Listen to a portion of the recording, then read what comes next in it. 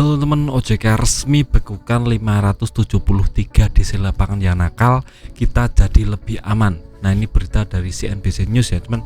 Kemarin memberitakan bahwa OJK secara resmi telah membekukan 573 debt-collector nakal dari pinjaman online yang terbukti melakukan pelanggaran-pelanggaran yang menjurus ke yang namanya perbuatan tidak baik, perlakuan kasar kepada nasabah Galbay. Jadi ini menjadi berita sangat penting buat teman-teman.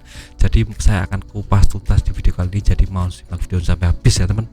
Yang pertama, OJK secara resmi membekukan 573, itu artinya OJK mulai concern masalah ini dan mereka menanggapi banyak sekali keluhan masyarakat tentang debt-collector yang mulai menagih secara kasar, brutal, intimidatif, anarkis dan lain-lain. Jadi OJK juga tahu keluhan kita ya teman. Jadi semakin banyak kita memberikan review atau keluhan di WA OJK, di email OJK, maka OJK akan bertindak lebih keras lagi kepada debt-collector. Dan terbukti ini sudah ada 573 yang kena sanksi dibekukan. Nah, kalau umpamanya sudah dibekukan, itu artinya debt-collector tidak akan nagih-nagih ke rumah teman-teman ya teman. Jadi teman-teman bisa lebih aman ke depannya karena sudah banyak sekali debt-collector yang sudah dibekukan. Jadi teman-teman lebih aman ke depannya. Tapi mungkin masih banyak sekali debt-collector yang di luar sana yang masih berkeliaran dan masih menagih nasabah-nasabah Galbay yang punya hutang-hutang besar. Nah, klasifikasinya kan biasanya 10 juta ke atas dan domisilinya di daerah perkotaan. Jadi teman-teman lihat saja apakah teman-teman punya klasifikasi seperti itu, apakah hutang teman-teman lebih dari 10 juta, apakah domisili teman-teman ada di kota besar. Nah, itu dua itu yang sangat penting oleh teman-teman untuk ditagih atau tidaknya. Nah, debt-collector akan menagih kedua kriteria tersebut ya teman.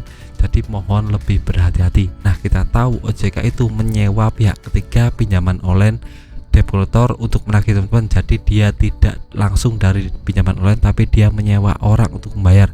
Jadi mereka tidak punya yang namanya tanggungan tentang ini. Kalau umpamanya debt-collector berkata kasar, itu di luar tanggung jawab pinjaman online karena dia pihak ketiga ya teman.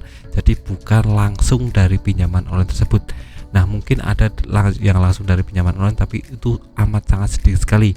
Mungkin cuma di akun Laku dan Kredivo. Nah, kalau pinjaman online mungkin tidak punya orang untuk mempekerjakan dari aplikasinya sendiri, tapi mereka mempekerjakan atau menyewa pihak ketiga untuk bayar teman. Jadi ini sangat bahaya sekali. Jadi saya harap teman-teman bisa lebih berhati-hati, dan ke depan mungkin OJK akan membekukan lebih banyak lagi debt-collector, lebih banyak lagi di lapangan yang meresahkan masyarakat. Nah, sekarang tindakan kita bagaimana bang? Nah, kalau umpamanya kita ditagih ya sudah, kita bicara apa adanya tentang permasalahan kita, tentang kondisi ekonomi kita dan tidak bisa bayar tagihan karena masalah ini. Nah, kalau kita niat ingin bayar ya bayar pokoknya saja, tidak perlu dengan bunga dandanya, dan ini perlu diskusi mendalam, perlu berbulan-bulan untuk bisa kita melunasi pinjaman pokoknya saja, tidak dengan bunga dandanya. Nah, selain itu kita bisa langsung berkeluh kesah kepada OJK agar OJK bisa membekukan lebih banyak lagi debt-collector yang menagih kita. Itu caranya teman-teman langsung cek di deskripsi, saya sudah lampirkan WA dari OJK, email pengaduan dari OJK umpamanya teman-teman sudah diintimidasi oleh pinjaman online melalui debt-collectornya. Nah, ini bisa menjadi awal keruntuhan pinjaman online, terutama debt-collector yang menagih, agar ke depan lebih babat habis oleh OJK. Dan video singkat dari saya, semoga bermanfaat. Tetap semangat untuk kehidupan lebih baik.